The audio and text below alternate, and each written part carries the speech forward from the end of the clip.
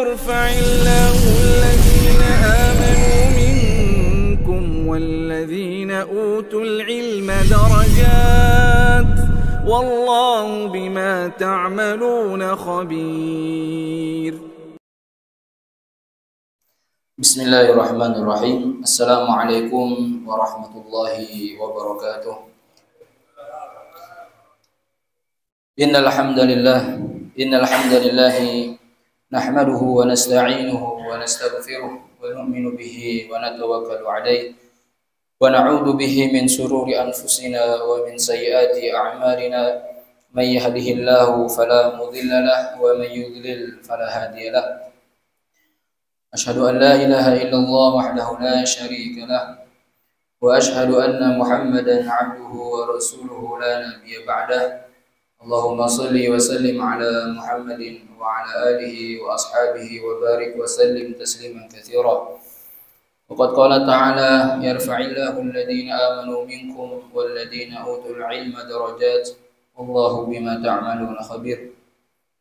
وقال رسول الله صلى الله عليه وسلم: من سلك طريقا يلتمس فيه علما سهل الله له به طريقا إلى الجنة atau kama qala Rasulullah sallallahu alaihi wasallam.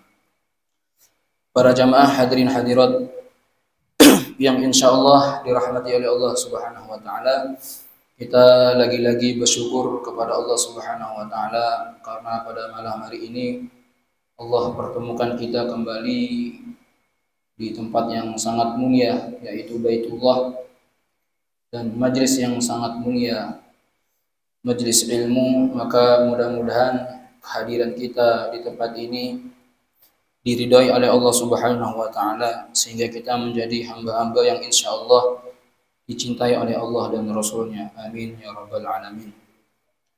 Para jamaah yang dirahmati oleh Allah Subhanahu wa taala, mari kita sama-sama melanjutkan kajian Kitabul Jami' yang saat ini kita sudah masuk pada bab ketiga, bab zuhdi wal wara', bab zuhud dan wara'.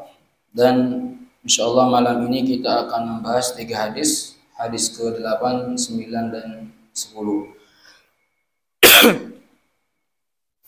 Baik, hadis ke-8, wa an Abi Hurairah qala qala Rasulullah sallallahu alaihi wasallam: min husni islamil mar'i tarkuhu ma la ya'nihi, rawahu Tirmidzi wa qala hasanun.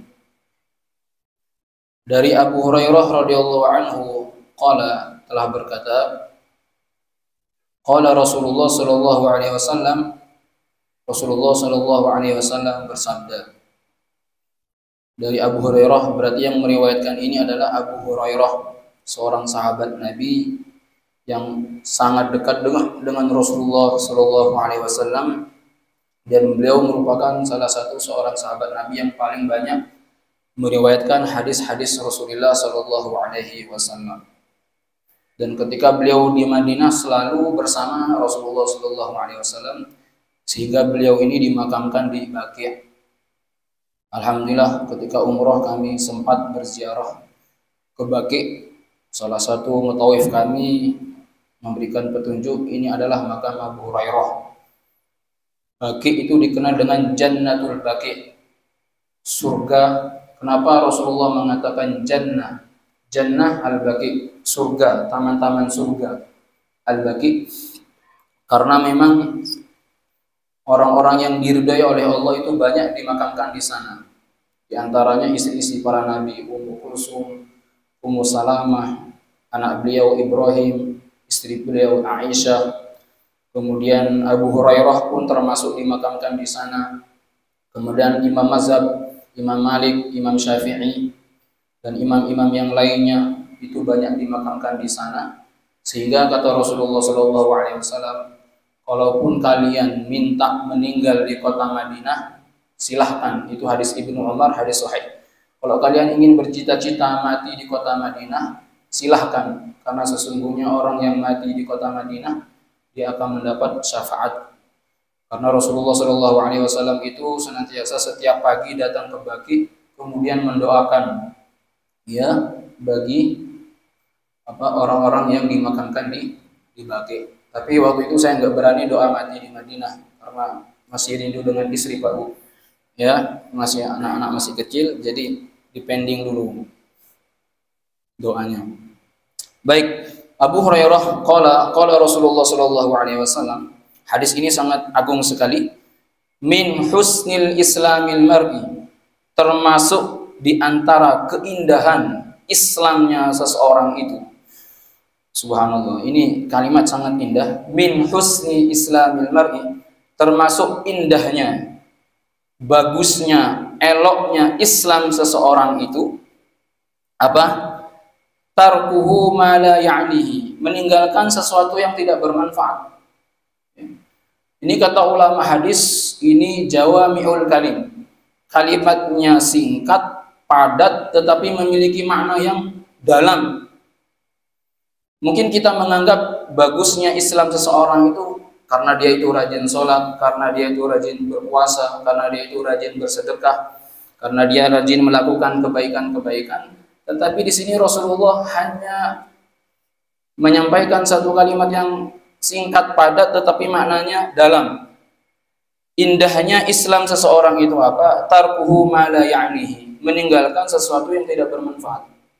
Ya. Meninggalkan sesuatu yang tidak bermanfaat. Makanya kata Rasulullah SAW, ketika seseorang itu dia sibuk dengan sesuatu yang tidak bermanfaat, maka secara otomatis sesuatu yang bermanfaat itu akan lari darinya. Paham gak Pak ya? Ketika seseorang itu sibuk dengan sesuatu yang tidak bermanfaat, maka pasti sesuatu yang manfaat itu sedikit-sedikit akan luput darinya. Yang seharusnya dia bisa baca Al-Quran, yang seharusnya dia bisa berzikir, yang seharusnya dia bisa melakukan sholat-sholat sunnah atau sholat wajib, yang seharusnya dia bisa berkhidmat, melayani istrinya, melayani keluarganya, maka semua itu luput tatkala seseorang itu sibuk dengan sesuatu yang tidak bermanfaat. Maka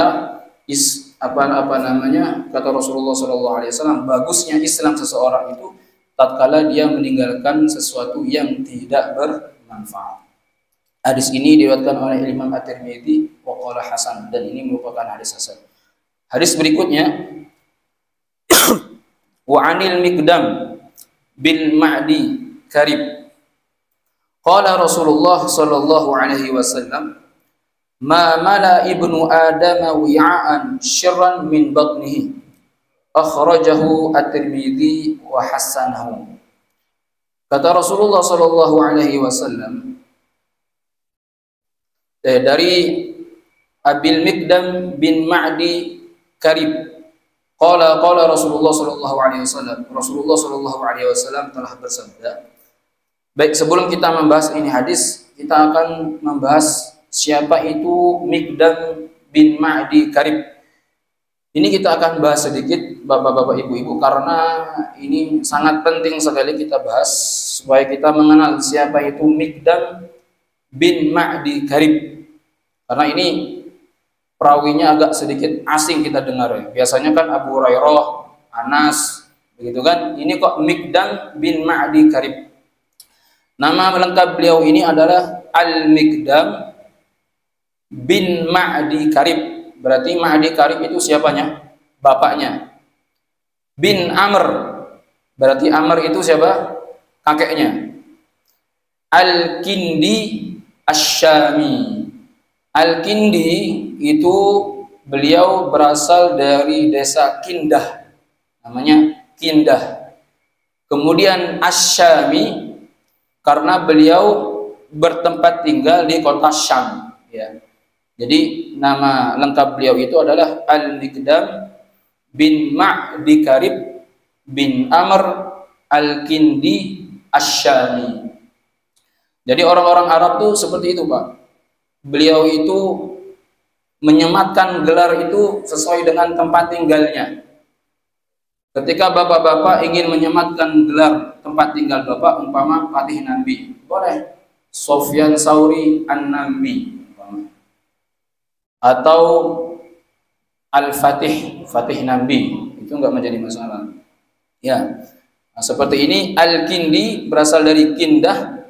Kemudian Asy-Syami, beliau berasal dari kota Syam.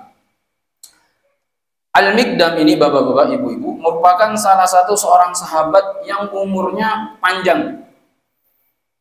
Umurnya panjang. Beliau itu meninggal pada usia 91 tahun.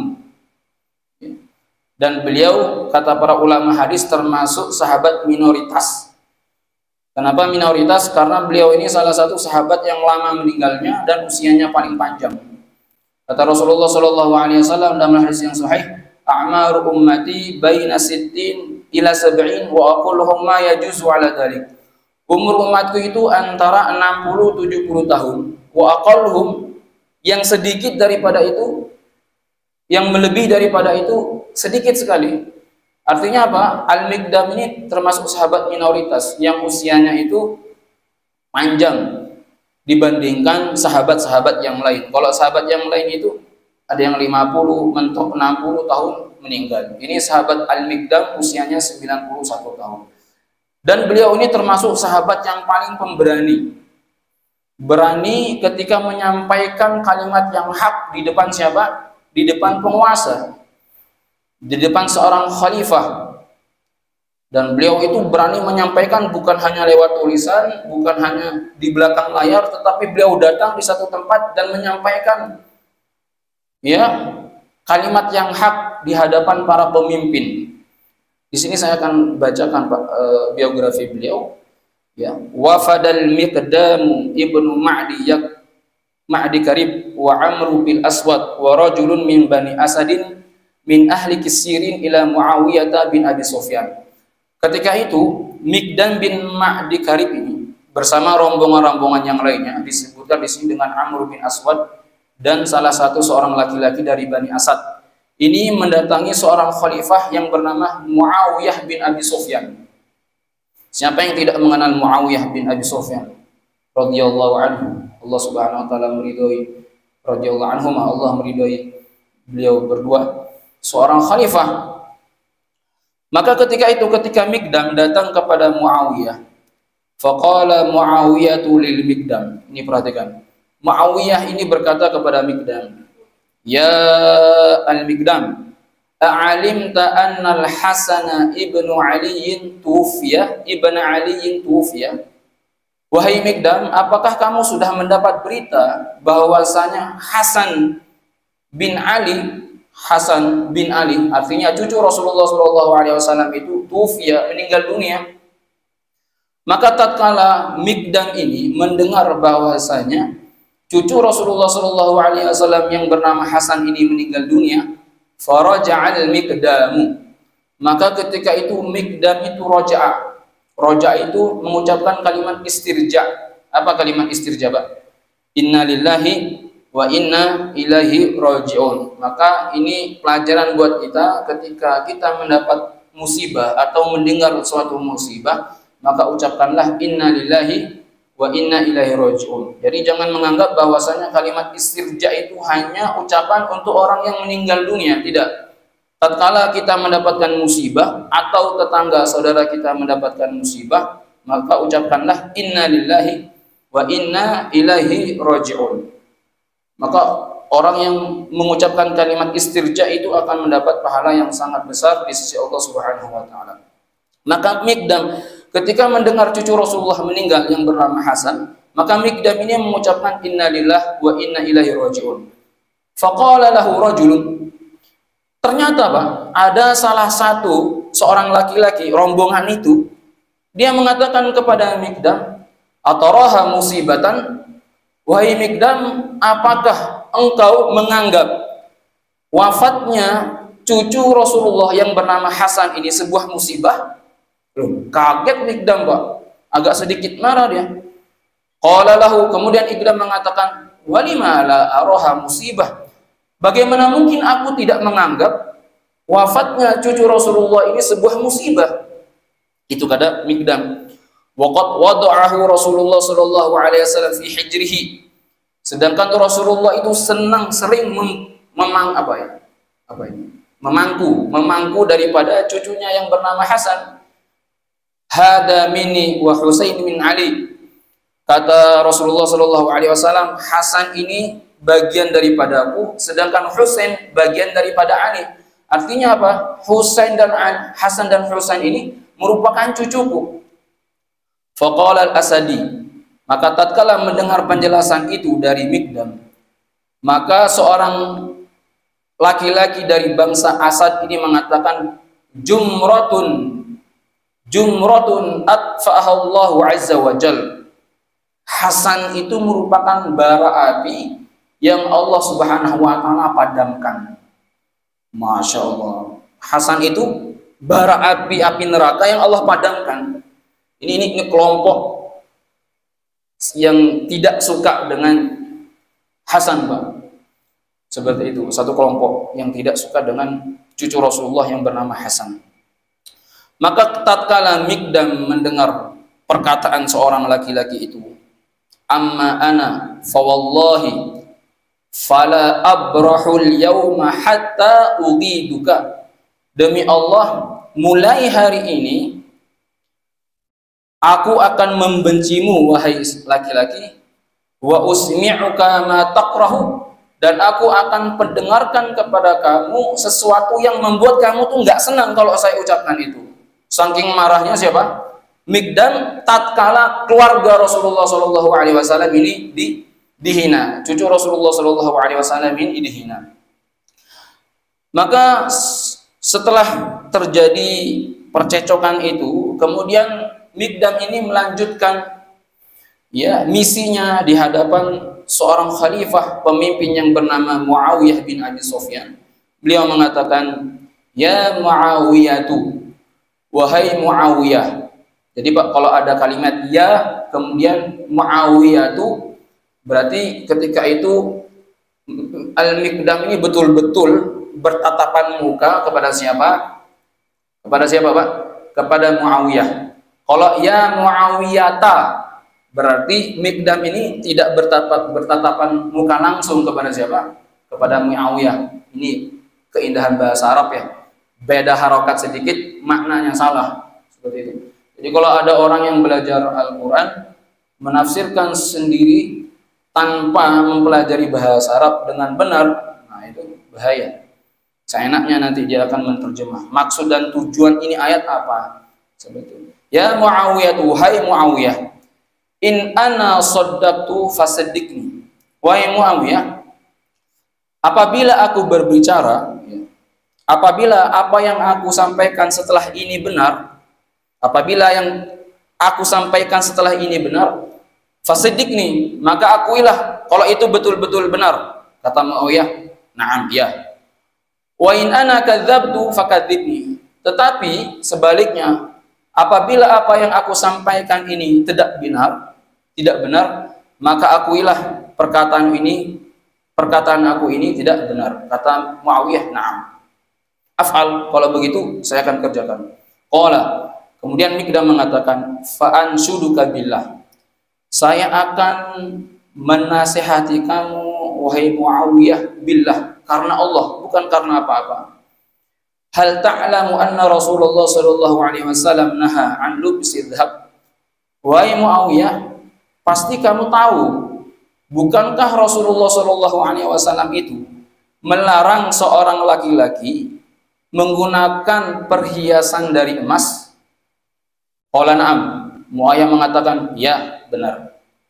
Qala, kemudian Mikdam berkata lagi, fa'ansyuduka billah. Baik, ini yang pertama. Saya akan menasihati kamu yang kedua karena Allah. Hal sami'ta Rasulullah sallallahu alaihi wasallam yanha an libsil harir? Apakah engkau telah mendengar bahwasanya Rasulullah sallallahu alaihi wasallam itu melarang seorang laki-laki menggunakan pakaian dari sutra? Qala na'am. Iya, saya tahu itu. Baik, dua. Sekarang yang ketiga.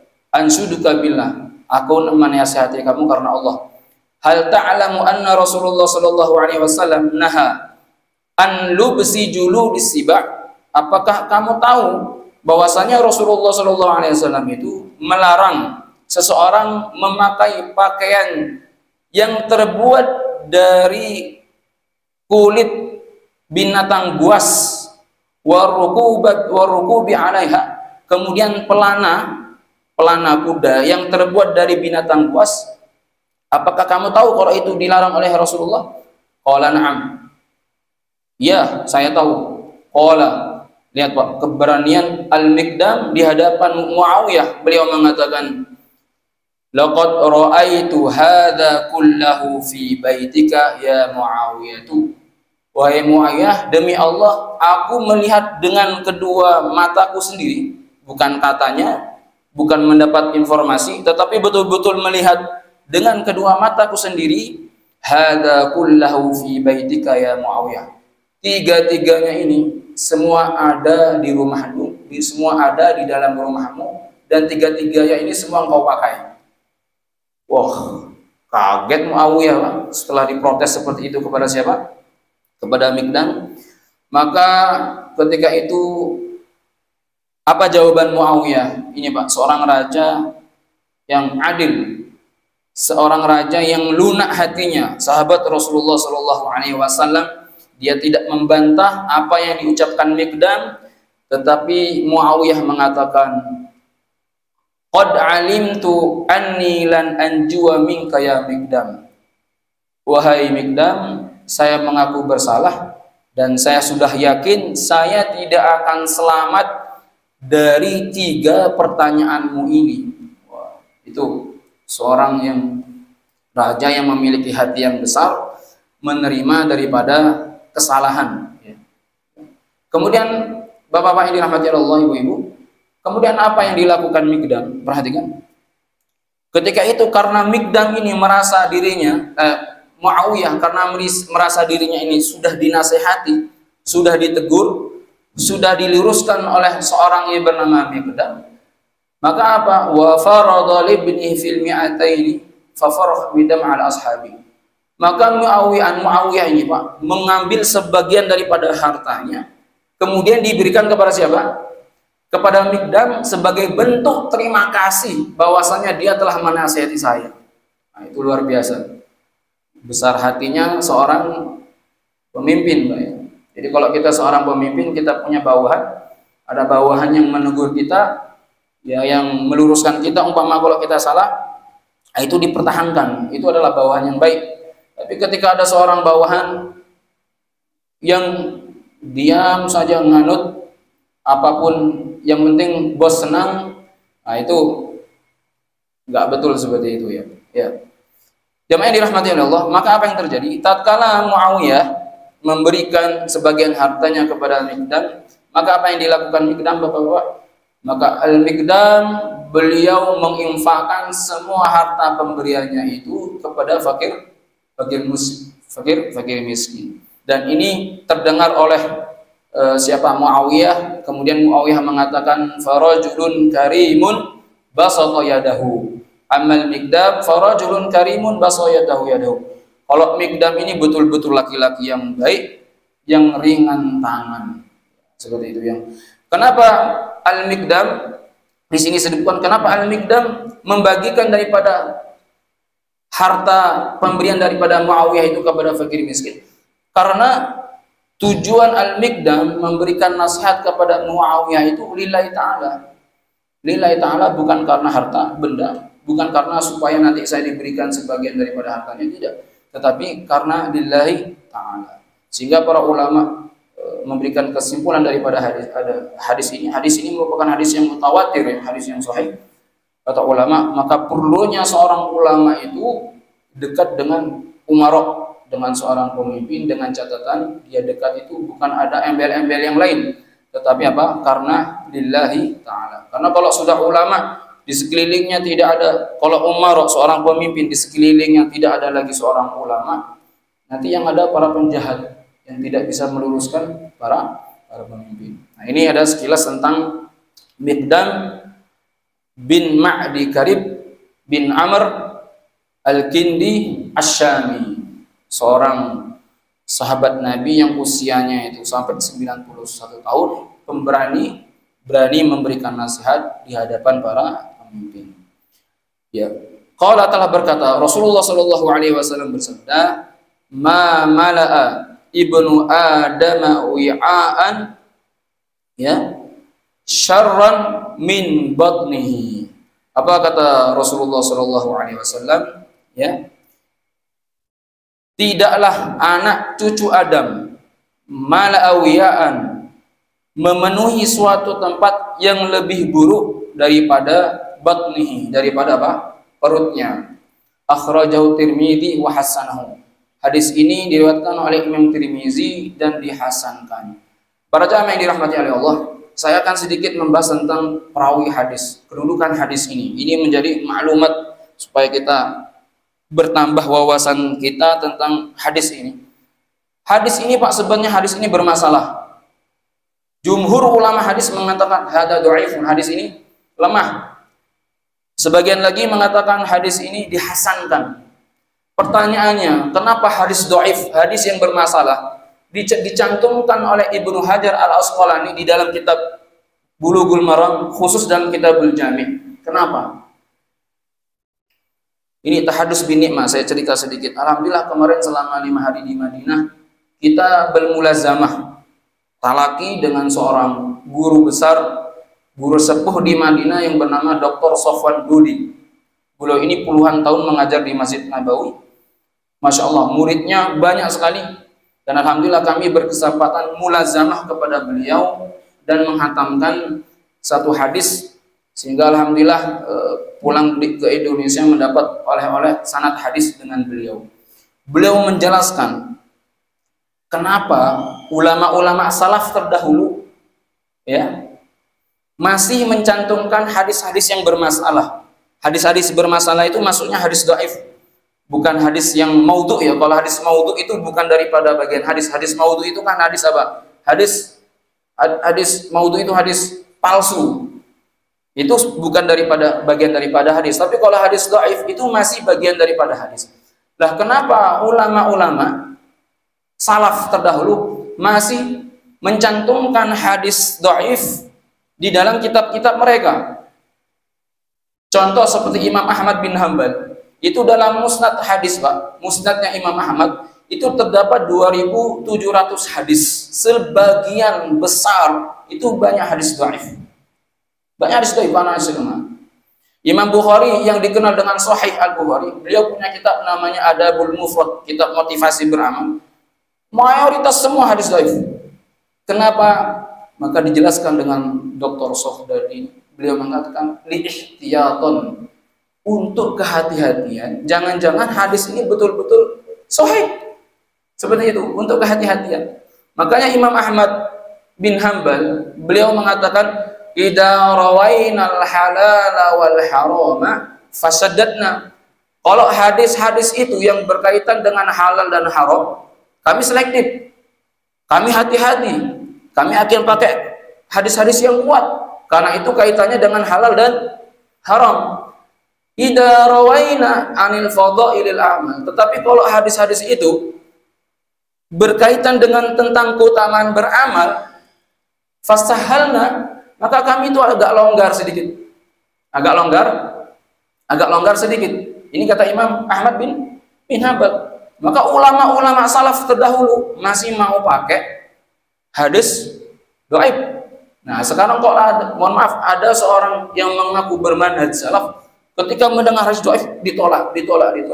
Ini hati-hati. Karena begini, Pak, ulama-ulama hadis, kalau kita membaca kutubus sittah, Imam Bukhari, Muslim, Nasai, Abu Dawud, Tirmidzi, Imam Ahmad bin Hanbal, setiap 6 ulama hadis ini memiliki standar yang berbeda-beda di dalam menilai rijalul hadis, perawi hadis. Kalau Imam Bukhari ketat sekali.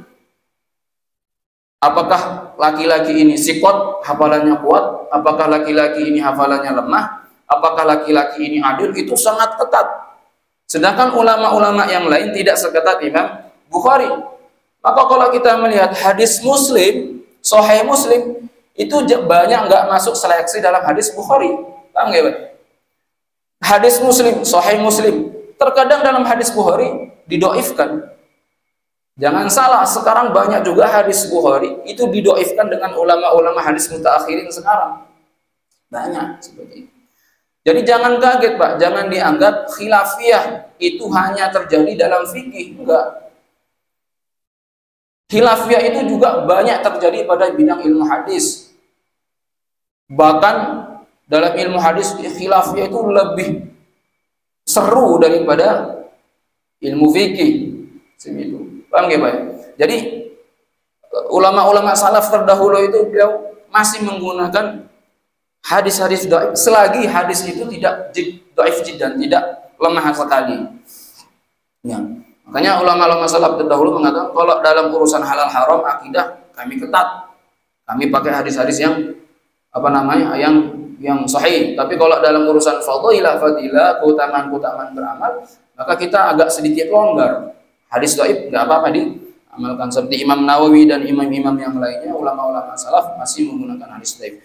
Termasuk hadis yang kita akan baca ini adalah termasuk hadis yang dhaif menurut jumhur ulama. Hadis dhaif itu, Pak, hadis dhaif itu apabila matanya itu baik, kemudian ada hadis-hadis yang lain yang mendukung matan itu, maka hadis dhaif tadi ini karena ada pendukung hadis-hadis yang lain naik derajatnya menjadi hasan li ghairihi. Baik karena didukung dengan apa? Hadis-hadis yang lain. Baik. Maka kita akan baca hadis ini, mamala Adam wi'ashir min batni. Tidaklah anak Adam memenuhi sesuatu tempat yang lebih buruk daripada perutnya. Artinya apa? Ini hadis menerangkan kepada kita larangan untuk makan terlalu kenyang. Makan terlalu kenyang. Kalau kita nggak bisa, Pak ya. Kalau kata Rasulullah, berhentilah sebelum kenyang. Kalau kita nggak berhenti sebelum kekenyangan, kan begitu. Kalau Rasulullah berhenti sebelum kenyang. Sehingga Ibnu Rajab rahimahullah beliau mengatakan, sekiranya orang itu mengamalkan hadis ini, apa anjuran daripada Rasulullah SAW, artinya dia makan tidak terlalu kenyang, maka orang itu akan bebas dari segala macam penyakit, dan pasti apotek itu akan tutup, ya. Disebabkan apa? Orang itu senantiasa memelihara daripada perutnya, memelihara daripada makanannya, seperti itu. Tapi kita nggak bisa. Apakah orang itu makan terlalu kenyang itu diharamkan? Tidak juga. Karena apa? Karena dalam hadis lain itu disebutkan pernah ketika itu Rasulullah SAW bersama Abu Hurairah. Ketika itu Abu Hurairah itu minum susu. Kemudian Rasulullah mengatakan, amlik batnak, minum lagi wahai Abu Hurairah. Diminum lagi. Sampai Abu Hurairah itu kekenyangan. Maka Abu Hurairah mengatakan, wahai Rasulullah, sepertinya tidak ada lagi tempat untuk menampung daripada susu yang aku minum ini. Artinya apa? Rasulullah SAW pun membolehkan seseorang itu makan sampai kenyang, tetapi jangan terlalu sering. Karena ketika orang itu sudah kenyang, Pak, biasanya itu nanti akan timbul sifat malas. Betul nggak, Pak? Malas, kemudian malas bergerak, kemudian buntu, lain sebagainya. Makanya kata sahabat, idza syabi'tu raqa qalbi. Kalau aku itu kenyang, kalau aku itu lapar, raqa qalbi, maka hatiku itu akan lembut. Wa idza ju'tu raqa qalbi, kalau aku itu lapar, lembut hatiku, tapi kalau aku itu sudah kenyang, keras hatiku. Sulit untuk mengamalkan perintah-perintah Allah Subhanahu wa taala. Ini hadis tentang larangan makan terlalu kenyang. Baik, selanjutnya hadis yang ke-10. Wa Anas radhiyallahu anhu qala Rasulullah sallallahu alaihi wasallam, dari Anas radhiyallahu anhu telah berkata, Rasulullah sallallahu alaihi wasallam bersabda, kullu bani adam khata'un wa khairul khata'in at-tawwabun. Akhrajahu Tirmidzi wa Ibnu Majah wa sanaduhu qawi. Rasulullah sallallahu alaihi wasallam bersabda, kullu bani adam khata'. Setiap bani Adam itu memiliki sifat salah. Setiap bani Adam itu memiliki kesalahan, dan sebaik-baik orang yang berbuat salah itu adalah at-tawwabun, orang yang senantiasa bertaubat kepada Allah Subhanahu wa taala. Jamaah dirahmati oleh Allah, kalau kita memperhatikan hadis ini, Rasulullah sallallahu alaihi wasallam menggunakan redaksi khata'. Artinya Rasulullah menggunakan fi'il mubalaghah.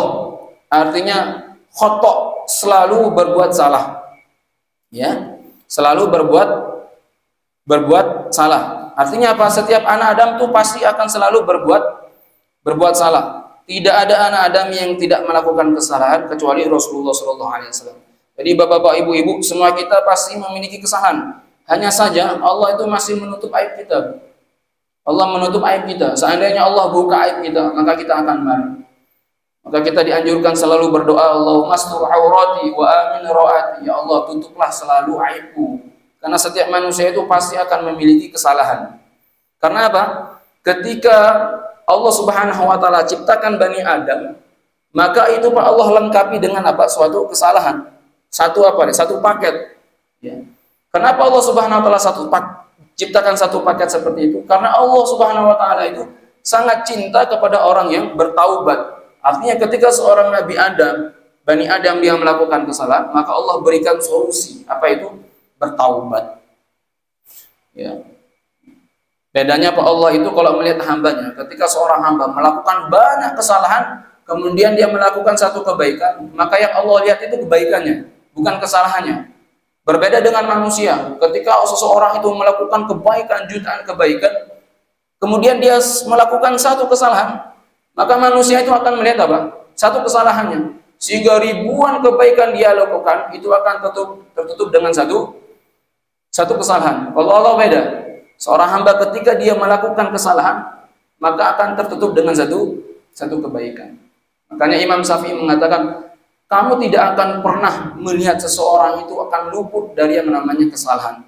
Walaupun kamu akan menjumpai seseorang itu tinggal di gunung yang tidak ada satu orang pun, tidak ada siapa-siapa di sana, maka dia tidak akan terbebas dari fitnah dan orang itu pasti akan melakukan kesalahan. Kalau kamu ingin mencari seorang yang sempurna, tidak memiliki kesalahan, fa'alaika tamut, hendaknya kamu mati. Artinya apa? Enggak akan mungkin. Enggak akan mungkin. Makanya Rasulullah mengatakan, wa khairul khata', sebaik-baik orang yang melakukan kesalahan adalah at-tawwabun, orang yang bertaubat. Taubat, dosa itu ada dua Pak, dosa kecil, dosa besar. Dosa kecil ini bisa dihapus dengan sholat, puasa, sedekah, perbuatan baik. Tapi dosa besar harus dilakukan dengan taubat. Taubat itu akan diterima dengan 3 syarat, kata Imam Nawawi. Yang pertama adalah at-tarku dunub, harus meninggalkan dosa itu, betul-betul ditinggalkan. Yang kedua, an-nadamah. Di samping dia meninggalkan dosa itu harus ada sifat penyesalan. Kalau orang hanya meninggalkan dosa, nggak ada penyesalan, maka dosanya, taubatnya tidak akan diterima oleh Allah. Yang ketiga, alla ya'uda ilahi. Kemudian dia berazam untuk tidak mengulangi dosa itu lagi. Nah, maka itu akan diterima daripada taubatnya. Paham ya Pak ya? Jadi setiap Bani Adam itu memiliki kesalahan, dan sebaik-baik orang yang melakukan kesalahan adalah orang yang bertaubat kepada Allah Subhanahu wa taala.